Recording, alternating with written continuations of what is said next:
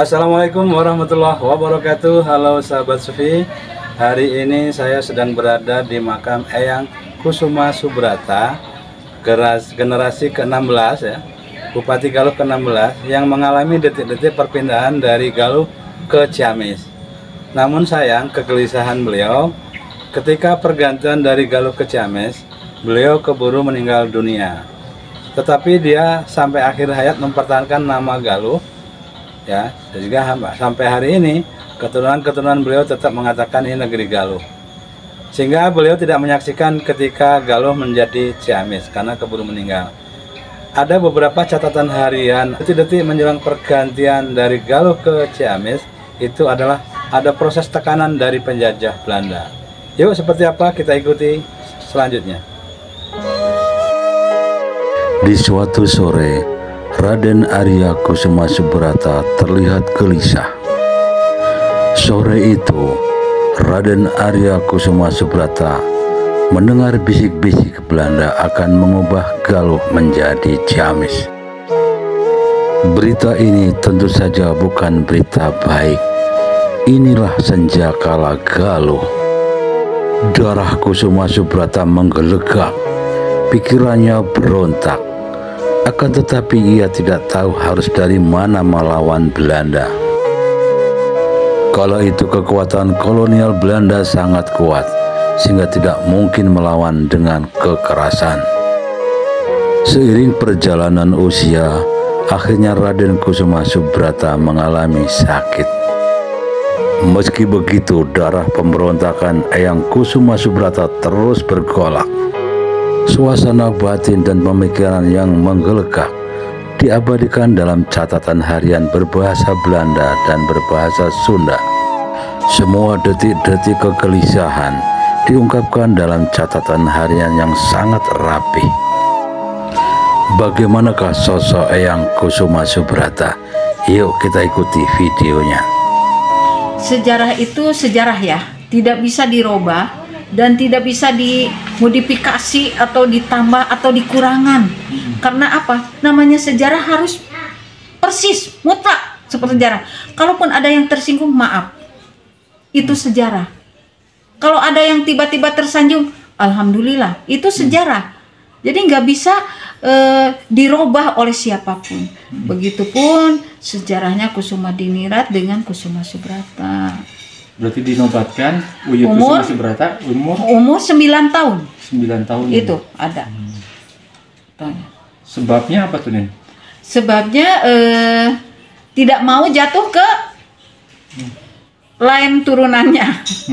Bukan keturunannya. Jadi bukan alirannya, bukan menantu. Tidak mau untuk jatuh ke menantu atau ke adik.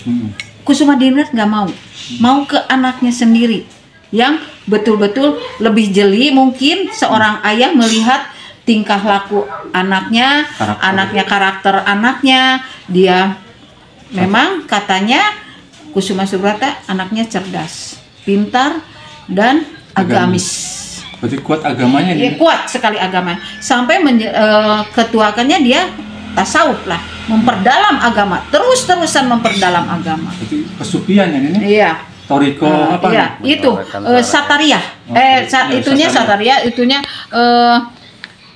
atau apa ya namanya teh agama tadi teh udah dibilangin ya. Tasawuf. Tasawuf ya. Tasawuf. Mungkin tasawuf banyak yang tahu ya, kalau tasawuf itu di bawah wali kali. Hampir sama, mungkin sejajar dengan wali ya. Cuman tasawuf itu tidak tapak lah. Kalau wali itu dapat tapak. Sampai kagulung ku akar lah cekasarna. Kalau tasawuf mah enggak kali ya, anak raja juga bisa gitu ya menjadi seorang wali. Cuman ya enggak jadi wali tapi tasawuf. Kusuma Subrata tidak meneruskan ayahnya seperti ayahnya meneruskan Kusuma Diningrat. Karena apa? Karena tidak mau diperintah oleh Belanda. Kita harus yang merintah Belanda. Kita yang harus mengatur Belanda. Bukan kita yang harus diatur Belanda di negeri sendiri. Begitu. Jadi ini negeri sendiri, negeri Galuh. Jadi dia mempertahankan sekali Kusuma Subrata sampai ke anak-anaknya pun ikut tidak suka dengan Belanda dan tidak mau Satu waktu ada cerita, ini betul-betul terjadi. Ayahnya beliau Kusuma Subrata itu sakit, ada undangan rapat di Batavia, Jakarta. Semua bupati, semua raja Galuh, semua raja kumpul di sana. Ada Raja Mataram, ada satu yang tidak bisa hadir dari Galuh, yaitu Kusuma Subrata. Diwakilkan ke putranya. Siapa putranya yang mewakili?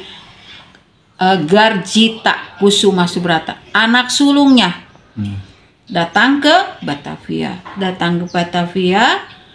otomatis dia duduk di kursinya. Kursi tempat Kusuma Subrata, di kursi berderet dengan bupati-bupati, raja-raja yang lain.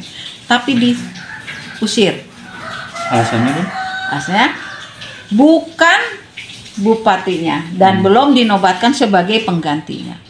Suruh duduk di bawah, langsung pulang. Tidak pikir apa-apa lagi, langsung pulang. Marah. Garjita itu kan apa? Cerita tuh sama ayahnya, cerita sama adik-adiknya, saudara-saudaranya bahwa saya gini-gini dengan Belanda. Nggak mau. Itulah kerasnya Galuh. Galuh adalah Galuh, nggak mau diutak-atik yang lain. Galuh Nanjar, Ciamis, tahu.